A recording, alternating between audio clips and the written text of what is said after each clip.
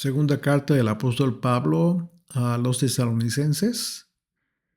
Este es el capítulo 2 y es la cuarta parte de ese estudio. Ese estudio lo titulamos Escogidos para Salvación. En nuestro estudio anterior analizamos algunas características del hombre de pecado, si ustedes recuerdan, y también hablamos del tiempo de su venida. Y en este contexto entendimos que cuando nosotros nos conducimos en nuestras vidas de forma pecaminosa, lo que hacemos es imitar a las actitudes de aquel que se deleita en el pecado. Y hay que aclarar, bueno, todos cometemos pecado, pero muchas veces no somos conscientes de ello. Y en otras ocasiones sí. Y ese es el caso, la segunda hipótesis, cuando la persona sabe que está haciendo mal, sin embargo, se justifica y de alguna manera eh, lleva a cabo ciertas conductas, acciones y que en un momento dado le pueden traer cierta satisfacción, alegría, entusiasmo, pero todas esas sensaciones que aparentemente son buenas para la persona en realidad son producto de la iniquidad y hay que tener mucho cuidado porque tenemos una oportunidad para darnos cuenta cuando estamos haciendo mal. Cuando siempre el Señor nos permite ver esto, tenemos esta gran oportunidad de darnos cuenta cuando estamos haciendo mal. Y bueno, si ese es el caso, es el momento de poner freno, de arrepentirse, en fin, de hacer lo que sea necesario para rectificar. Pero hay personas que deciden no hacerlo por cualquier razón. Deciden no hacerlo y continúan con las actitudes que a final de cuentas constituyen pecado delante de Dios. Y ese es el caso. Este es el caso cuando hablamos de que estas personas imitan eh, al, al hombre de pecado. De manera que el mensaje de Pablo que dirigió a los creyentes de Tesalónica tuvo el propósito de que ellos pudieran identificar la razón de la tribulación que ellos estaban sufriendo en aquel entonces. Y el mensaje de Pablo fue para que soportaran con fidelidad todas aquellas aflicciones. Recordemos que ya había hablado de este tema Pablo en el sentido de que todas esas aflicciones, participar de todas estas aflicciones, de toda esta tribulación, era precisamente participar en el reino del Señor. Y asimismo les recuerda que toda la enseñanza que ya habían recibido acerca del anticristo y su manifestación, pues tendría que recordarles todo lo que también les había enseñado acerca de lo que habló el profeta Daniel en este respecto del tiempo del fin. ¿Con qué propósito? Pues con el propósito de que ellos entendieran que no eran los tiempos del fin lo que estaban viviendo ellos. En ese contexto, todos los creyentes, pues realmente estamos siendo advertidos de que podemos llegar a ser engañados por nuestro deseo de iniquidad, o bien podemos llegar a amar la verdad y esto hace la gran diferencia respecto de lo que escribió Pablo acerca de lo que Satanás hará en quienes decidan permanecer en la injusticia. Dice el verso 10, y con todo engaño de iniquidad para los que se pierden y por cuanto no recibieron el amor de la verdad para ser salvos. Aquí Pablo está especificando claramente que todos tenemos la oportunidad de tomar la decisión. Así es de que Pablo entonces se enfocó en el efecto que generará en todas las personas que en realidad no estén dispuestas a sufrir por el reino de Dios y que en lugar de ello pues van a conducir de forma que fácilmente van a ser engañados por causa del engaño. Y muchas veces ese engaño va a ser alentado por ellos mismos, porque quizás quieran justificarse en todo lo que hacen, sabiendo de antemano que no, en su conciencia saben que no tienen justificación para lo que hacen. Y dice el verso 11, por esto Dios les envía un poder engañoso para que crean la mentira. Aquí hay que tener mucho cuidado en este pasaje, en este versículo, muy específico, porque en la traducción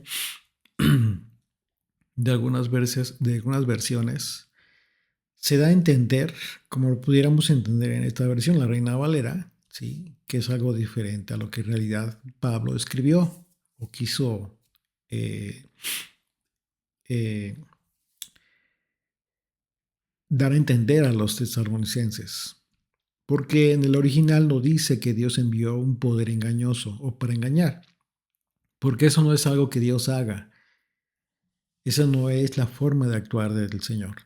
Sino que en realidad Pablo escribió, lo que escribió él fue que Dios les va a enviar la obra o la manifestación de aquel engaño del que viene hablando desde el versículo 10.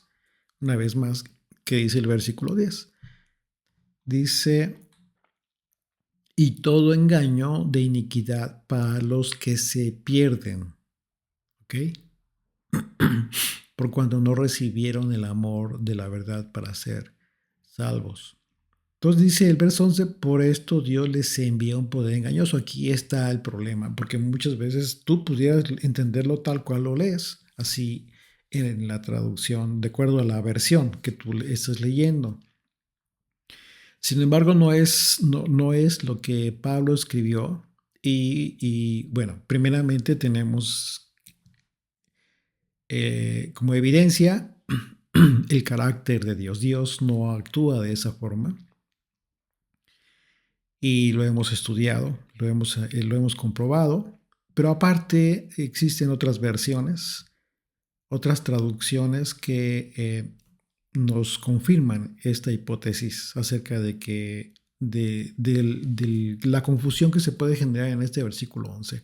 Por ejemplo, en la nueva versión castellán dice, por eso Dios permite que por el poder del engaño crean en la mentira. Te das cuenta que es diferente, o sea, el contexto es otro. No es que Dios engañe, mande un poder engañoso porque tendría un propósito directo. No. ¿Qué es lo que sucede aquí? Lo que nos está diciendo este versículo es que Dios permite que el engaño en que han decidido creer cumpla su propósito. La versión Dios habla hoy dice, por eso Dios deja que el error los engañe y que crean en la mentira. Esto sí es parte del carácter de Dios. ¿Por causa de qué? Por causa de la decisión que cada quien toma. Dios no obliga a nadie. Y eso lo hemos confirmado. En nuestros estudios sabemos perfectamente que el carácter de Dios es ese precisamente. Es un carácter que manifiesta amor, justicia, pero también permite que cada uno eh, tome las decisiones que considere. Y en ese sentido, Dios permite que tomemos nuestra propia decisión. Por esa razón, dice, por eso Dios deja que el error los engañe. Es decir, la obra de la propia decisión que han tomado. Han decidido creer al engaño, han decidido creer a lo que no es correcto, a lo que no es la voluntad de Dios. ¿Por qué?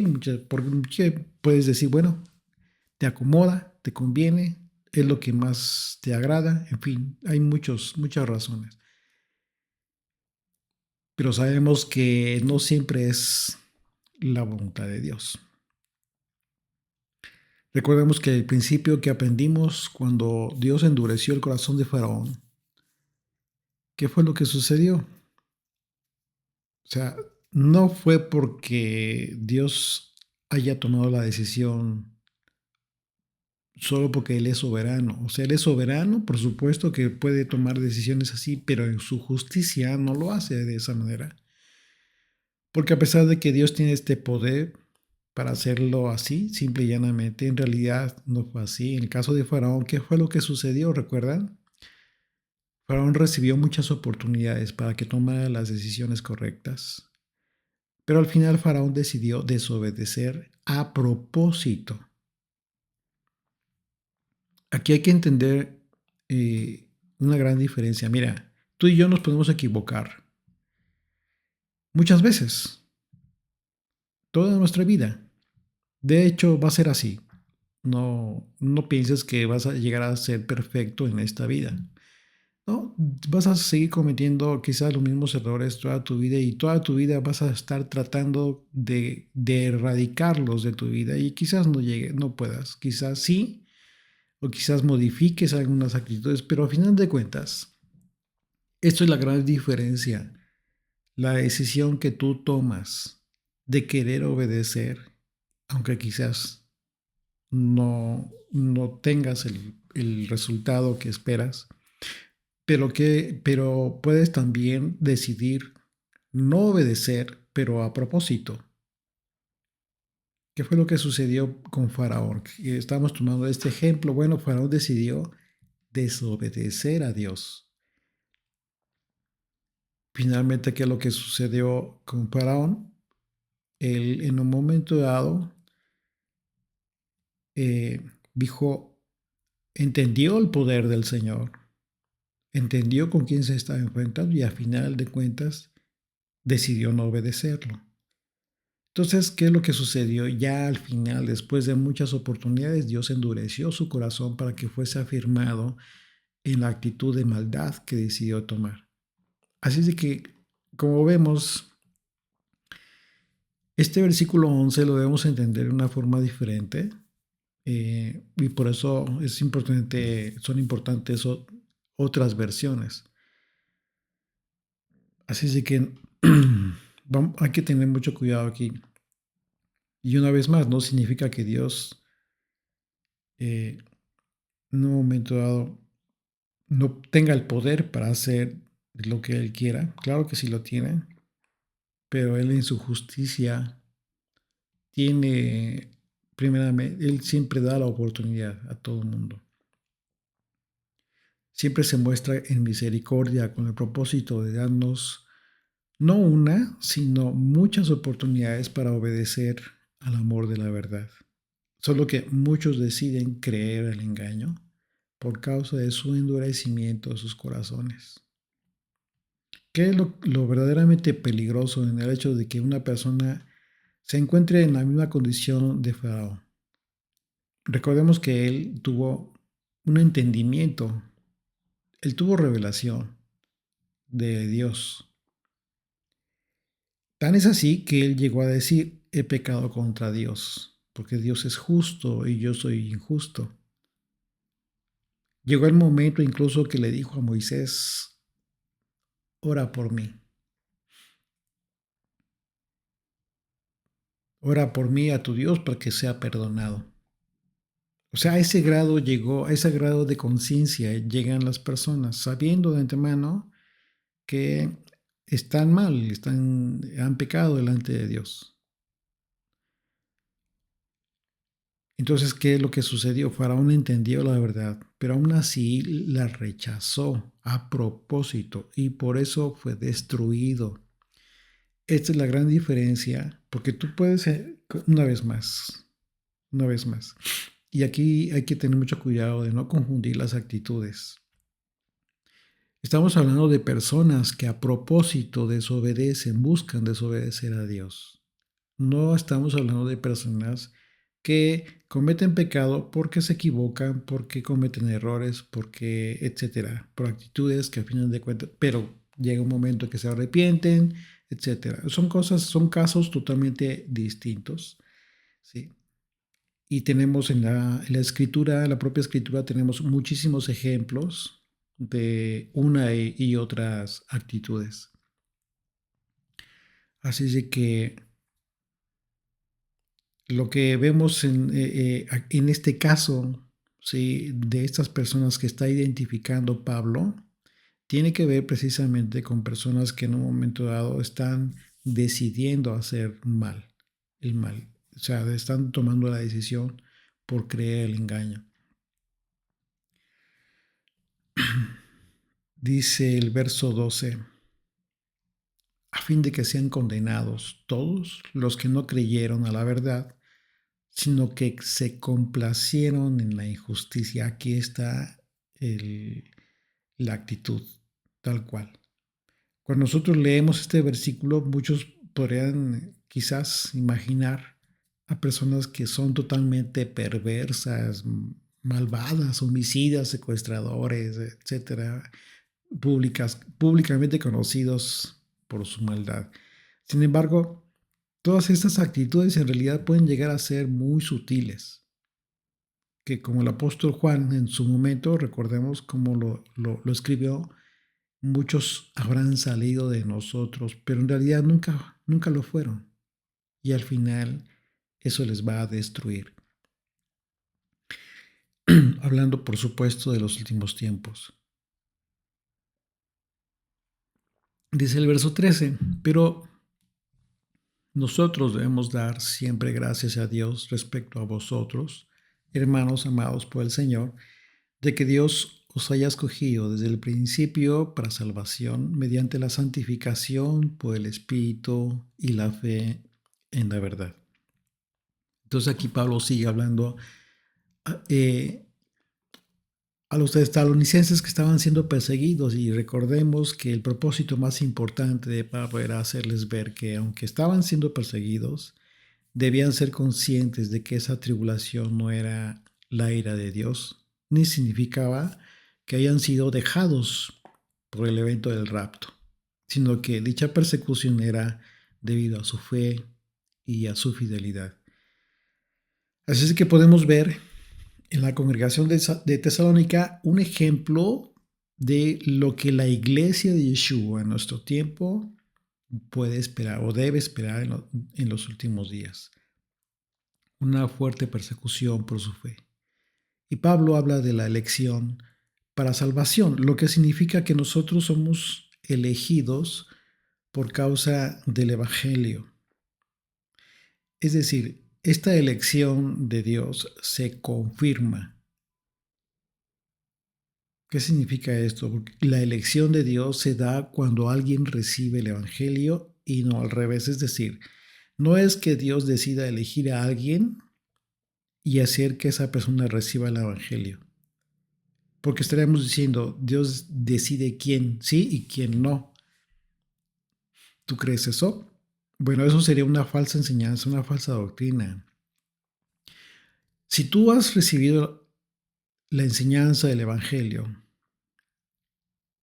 eh, debes entender que tienes la oportunidad de decidir una vez más. No es que Dios a unos rechace y a otros acepte y por eso les da la oportunidad de recibir el Evangelio.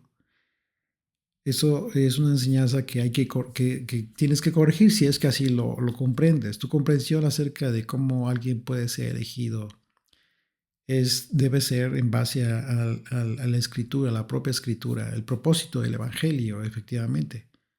Porque son elegidos todos aquellos que reciben el mensaje de salvación y por ello podemos confirmar las palabras del apóstol Pablo. Ustedes recuerdan cuando fue a ver a Cornelio. Dice ahí en Hechos 10, a partir del verso 32 en adelante, dice, está hablando Simón está explicando cómo fue que hizo venir a Pedro. Se envía y por instrucciones del ángel. Se envía pues a Jope y haz venir a Simón, el que tiene por sobrenombre Pedro, el cual mora en casa de Simón, un curtidor junto al mar. Y cuando llegue, él te hablará. Así que luego envié por ti y tú has hecho bien en venir. Ahora pues todos nosotros estamos aquí en la presencia de Dios para oír todo lo que Dios te ha mandado. Fíjate bien.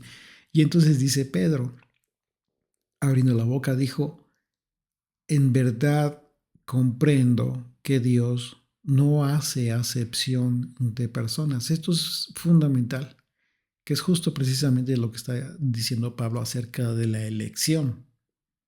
No es que Dios decide a unos sí y otros no, no de ninguna manera. ¿Por qué? Porque Pablo aquí lo entendió perfectamente. Pablo entendió que Dios no hace acepción de personas, sino que en toda nación se agrada del que le teme y hace justicia.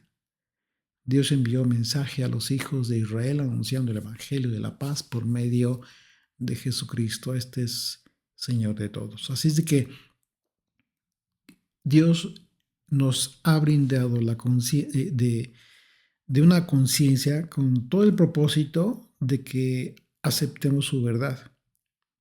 Y lo que pasa cuando nosotros con convicción aceptamos su verdad, aceptamos el Evangelio, entonces nuestras vidas comienzan a manifestar cambios importantes, porque ese es el propósito de conocer la verdad. Y continuamos ahí dice, una vez más, dice el verso 13, de que Dios os haya escogido desde el principio para salvación mediante la santificación por el Espíritu y la fe en la verdad. Entonces, la santificación de la que habló Pablo, por supuesto que es un proceso que solo los creyentes pueden seguir. Una persona que no decide no creer, ¿cómo va a santificarse? Sería totalmente contradictorio. Y esto tiene que ver con madurar en la fe. Y por supuesto que esto también tiene un aspecto sobrenatural de Dios. Porque cuando una persona con plena convicción decide obedecer al Evangelio, entonces el Espíritu Santo comienza a obrar en esa persona por causa de la gracia. Esta influencia divina que Dios ejerce a través de su Espíritu en las personas que han decidido querer conocerle. Pero porque han decidido querer conocerle, entonces, y solo entonces es que el Espíritu de Dios comienza a obrar en las personas.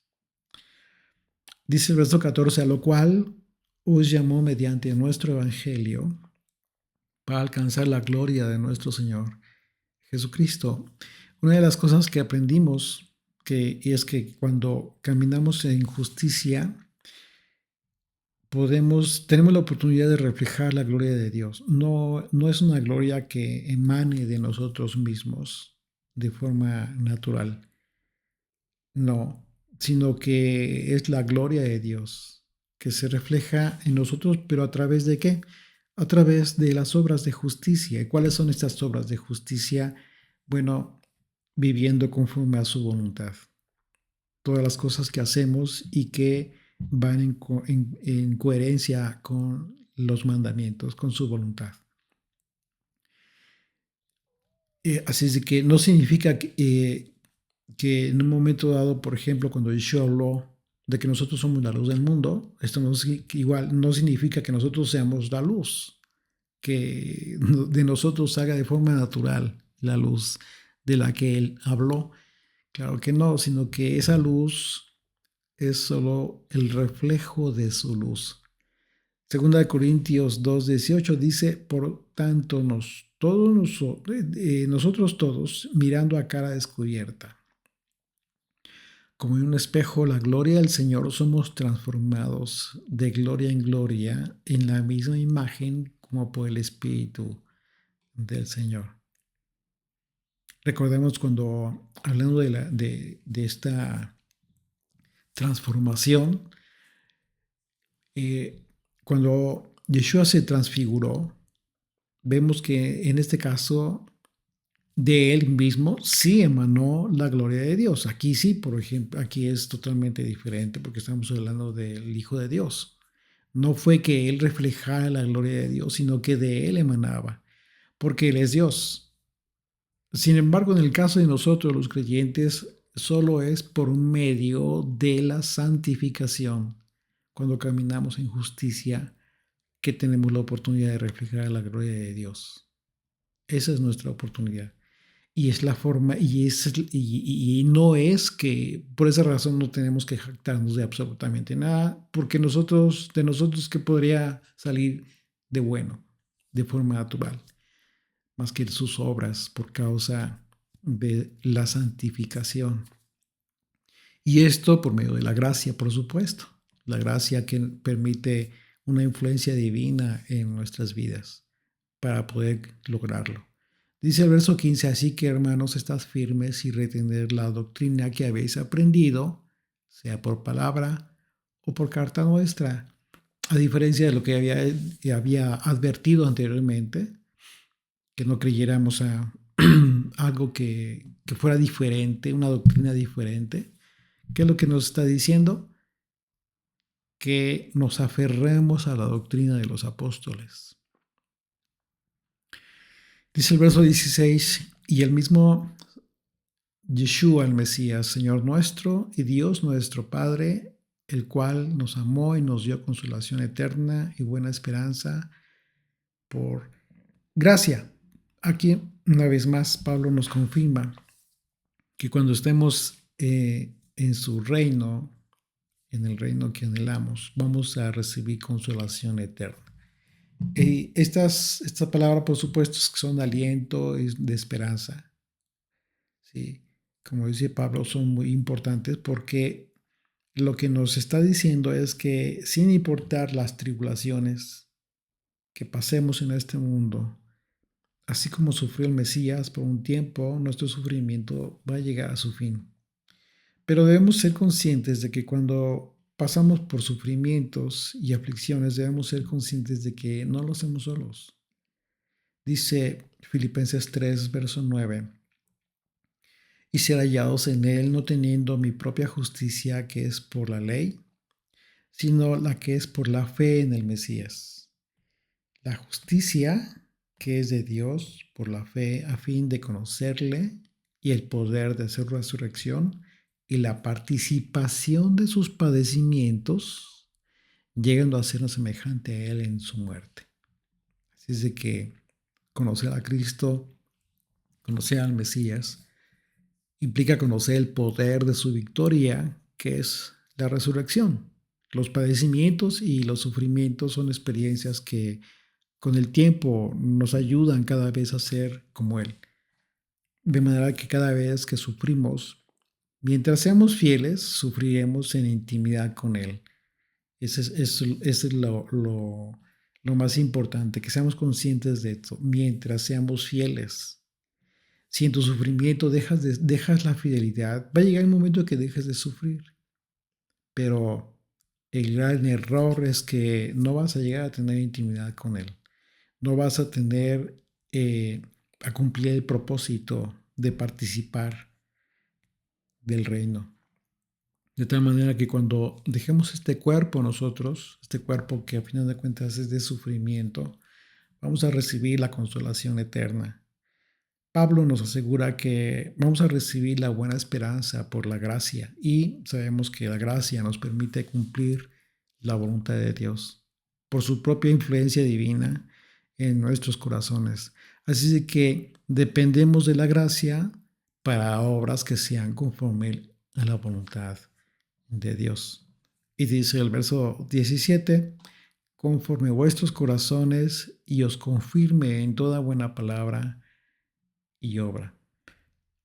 La buena obra, sabemos que tiene que ver con la voluntad de Dios, que se nos ha revelado a través de su conocimiento, un conocimiento espiritual y correcto. Esa confirmación de la que nos habla Pablo proviene del conocimiento de su palabra y por toda buena obra. Cuando debes tomar una decisión acerca de si quieres hacer las obras que te identifiquen como uno de los elegidos, de los que nos habla Pablo en este capítulo, normalmente te encontrarás con situaciones que te confrontarán, van a confrontarte para tomar una decisión acerca de si ha sido solo una emoción pasajera, quizás, lo cual te hizo considerar la idea de servir a Dios, ¿no? Y eso es muy común. Puede ser que en la congregación pues, recibiste un mensaje muy motivador y te emocionaste, ¿no? Y quizás tomaste una decisión a la ligera. Y esto es muy común. Eh, pero probablemente fue producto de la emoción. quizás no hay una convicción verdadera para servirle.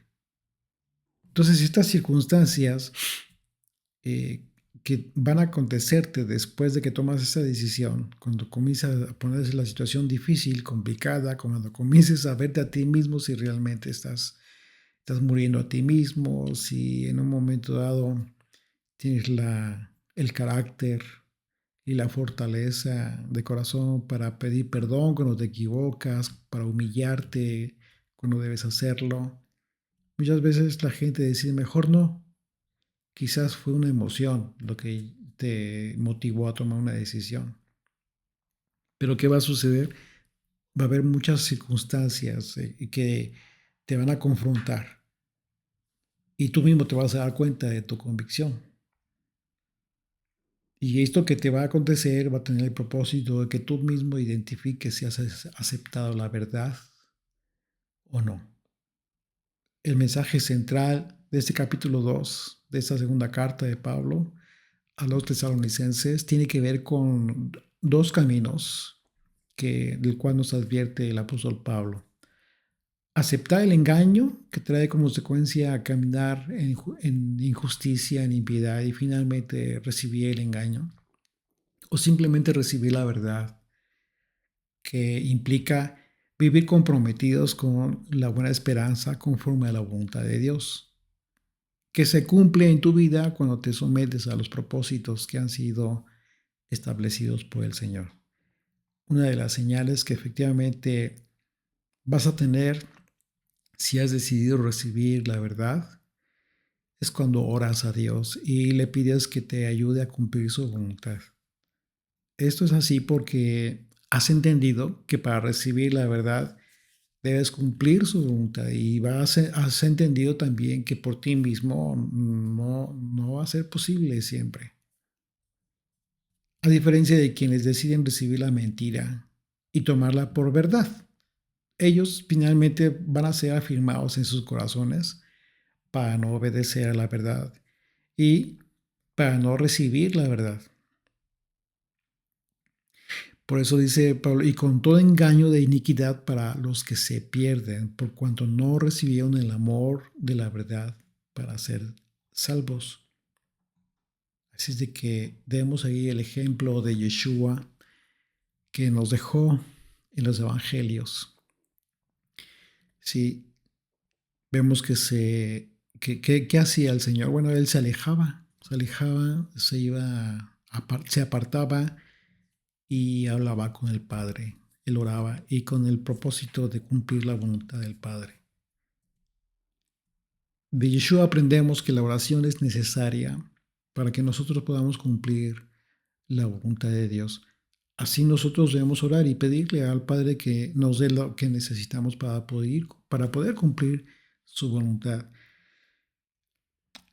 La peor insensatez que podemos cometer en nuestro propio perjuicio sería orar pidiéndole a Dios que nos permita cumplir nuestra propia voluntad, nuestros propios planes, nuestros propios deseos.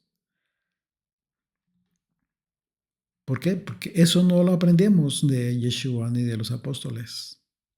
Cuando las personas solo se enfocan en pedirle a Dios lo que ellas desean y olvidan por completo el enfocar su oración a Dios y todo su esfuerzo en cumplir la voluntad de Dios, eso es lo que algunos han identificado como una cristianización de la idolatría.